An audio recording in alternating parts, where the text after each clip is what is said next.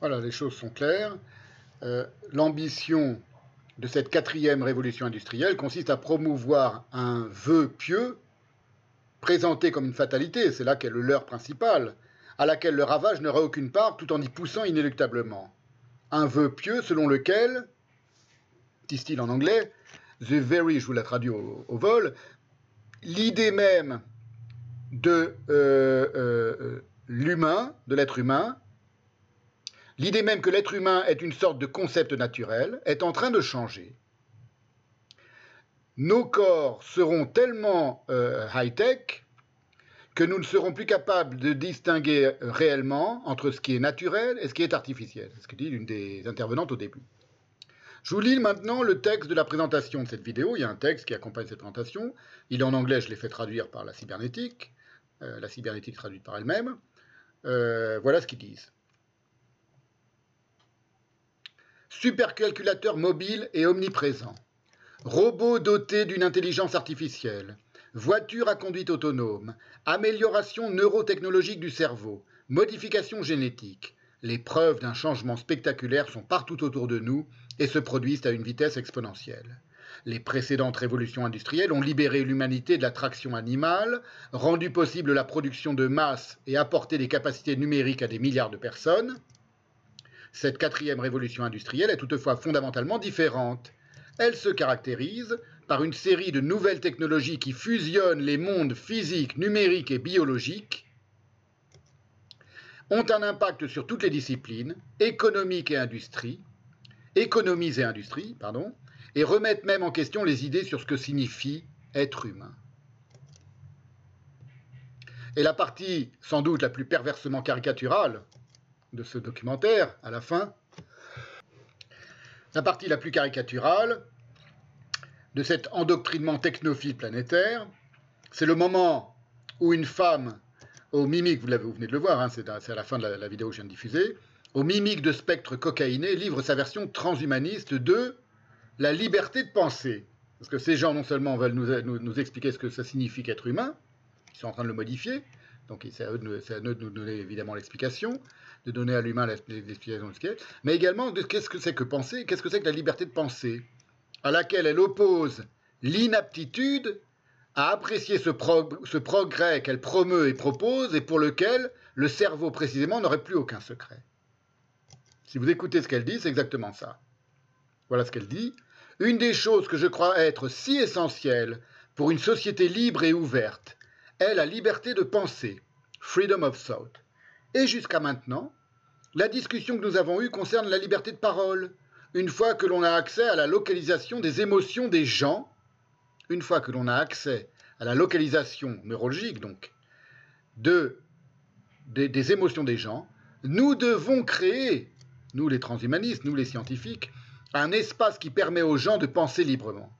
Je souligne, nous devons créer dans le cerveau un espace qui permet aux gens de penser librement, d'avoir des pensées contradictoires, to think divergent thoughts, d'avoir des pensées créatives, et dans une société où les gens ont peur d'avoir de telles pensées, la probabilité d'être capable d'apprécier le progrès diminue significativement.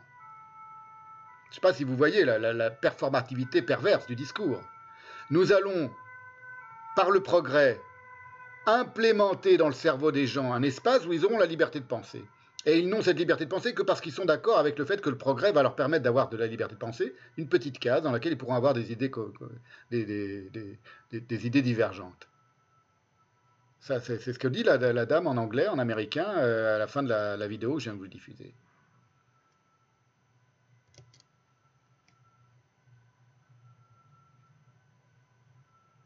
Voilà, et juste après, il y a un collègue, donc je vous retraduis en français quelques passages de cette vidéo, les plus, c'est pas caricaturaux, les plus terrifiants. Un collègue tire la conclusion biopolitiquement totalitaire de cette bienveillante diatribe en faveur de la liberté de penser, du bien et de la technologie transhumaniste. Nous devons prendre la responsabilité à chaque niveau de la société, dit-il, depuis l'individuel et le personnel jusqu'à l'institutionnel et au global, pour les adapter à ces défis et changements technologiques en redéfinissant ce que signifie être humain. c'est la conclusion du documentaire, ce que signifie travailler, ce que signifie d'être complètement incorporé, completely embedded. On utilise un terme aussi cybernétique, embedded, c'est-à-dire inclus dans un sous-ensemble inclus dans un ensemble, dans ce monde. Il faut bien avoir conscience que la théologie, c'est ni plus ni moins qu'un discours délirant, théologique délirant et idéologique délirant, qui a une efficace comme jamais aucun totalitarisme politique ou théologique ou économique même n'a eu ce pouvoir-là. Il y a quelque chose de très intéressant aussi que je n'ai pas commenté au début du documentaire, c'est lorsqu'il parle de l'économie justement et de cette nouvelle économie circulaire. Il dit que c'est une économie qui va, pareil, 2.0, qui va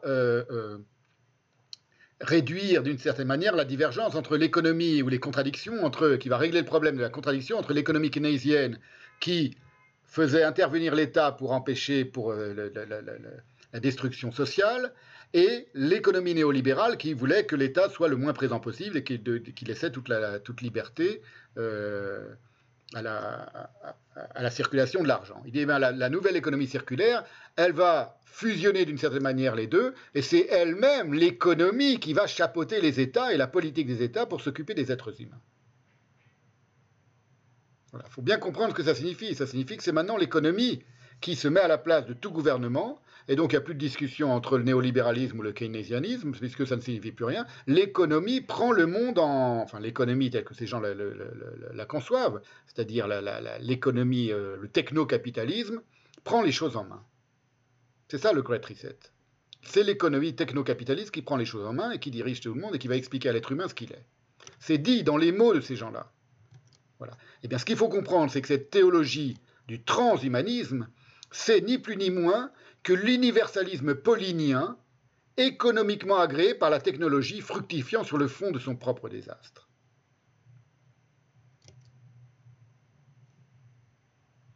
Pourquoi l'universalisme paulinien?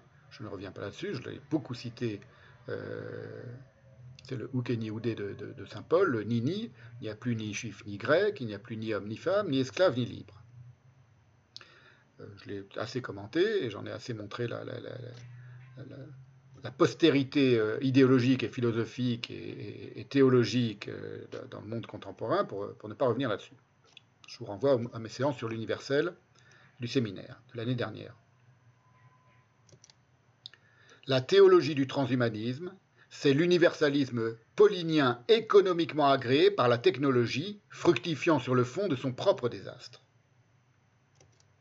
qui est un désastre génocidaire, évidemment. C'est ni plus ni moins que ce que j'appelle la gestion génocidaire du globe. Voilà. Vous l'avez là sous les yeux, édicté, propagandé, évoqué, publicitairement, fourni par elle-même.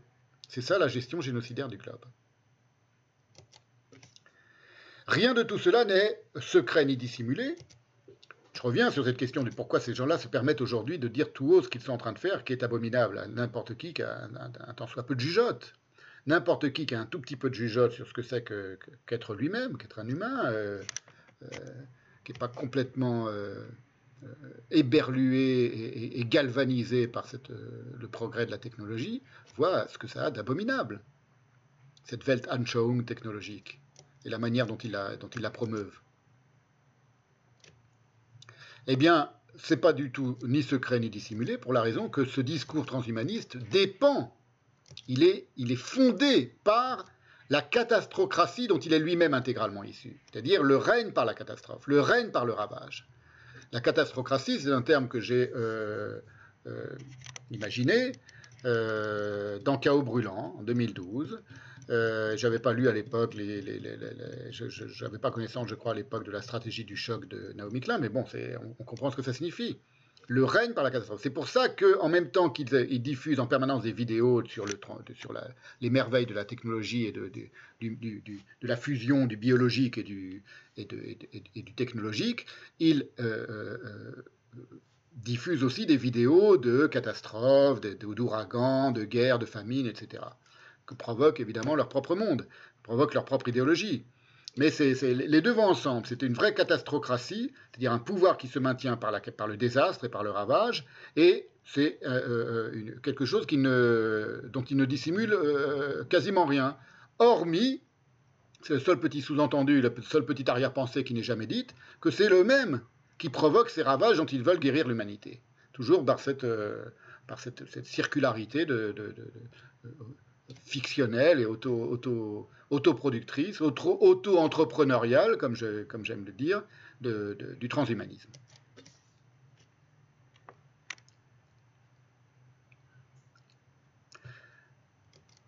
Et évidemment, qu'est-ce qui leur donne une telle arrogance, un tel pouvoir de nuisance? C'est le fait que les colossales sommes d'argent dont disposent les idéologues transhumanistes, on les connaît, hein, on les cite, on les connaît, ils sont repérés, c'est Bill Gates, c'est Klaus Schwab, c'est Elon Musk, et quelques autres. Elles sont inédites dans l'histoire de l'économie moderne. Des sommes colossales. Et ça les rend particulièrement arrogants intellectuellement. Et c'est là que ça devient intéressant lorsqu'on redescend au niveau banalement humain. Alors que ces gens-là ne sont que de pauvres crétins businessmen qui s'hallucinent en génie prophétique universel. Hein, je l'avais montré à propos de Bill Gates, par exemple. J'avais commenté un petit documentaire sur Bill Gates. Le type, c'est un crétin fini, un geek, qui s'imagine un grand génie parce qu'il lit 10 livres par jour en vitesse rapide. Et qui compare son cerveau à un multiprocesseur. Bon, vous vous souvenez de ça, c'est dans une séance précédente. Voilà. Et le fait que ces gens-là soient des multimilliardaires, ça leur évite évidemment, en permanence, dans leur vie quotidienne et dans leur existence à eux, de se confronter à quelque contradicteur que ce soit, y compris dans un dîner, personne ne leur oppose jamais aucune contradiction. On ne discute pas avec un type qui est un multimilliardaire absolu. On lui lèche les bottes en permanence. C'est le propre même de la nature humaine vis-à-vis des gens qui ont un tel pouvoir. Et du coup, ça leur offre la possibilité, la liberté de proférer tout ce qu'ils envisagent sans en avoir la moindre vergogne. C'est pour ça qu'ils ne se dissimulent plus.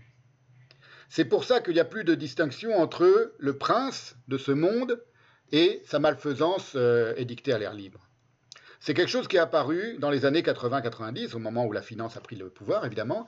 Et par exemple, en France, on en a un exemple très simple, c'est qu'à un moment, moi ça m'a beaucoup marqué à cette époque, c'était devenu une phrase célèbre, c'était le PDG, je ne me souviens plus de son nom, de TF1, qui a dit « Nous préparons ce que nous faisons à la télévision, il ne s'agit pas du tout de divertir ou d'instruire le public, c'est de préparer du temps de cerveau disponible pour la publicité. » Et cette phrase est devenue publique, une phrase d'une grande impertinence, d'une grande arrogance, d'un cynisme absolu. Et je me suis dit, c'est marrant parce que c'est pas du tout surprenant ce que dit cette phrase. Ce qui est surprenant, c'est qu'elle soit sortie d'un conseil d'administration, où ces gens-là ricanent en privé de ce qu'ils sont en train de faire. C'est que maintenant, c'est à l'air libre. Il peut le dire à un journal, à un journaliste, et le laisser se diffuser, se répandre. Pourquoi? Ça m'a étonné. Je me dis, c'est bizarre que leur cynisme soit si apparent. C'est qu'ils n'ont plus du tout, déjà à l'époque, ils avaient compris qu'ils n'ont strictement plus aucun contradicteur.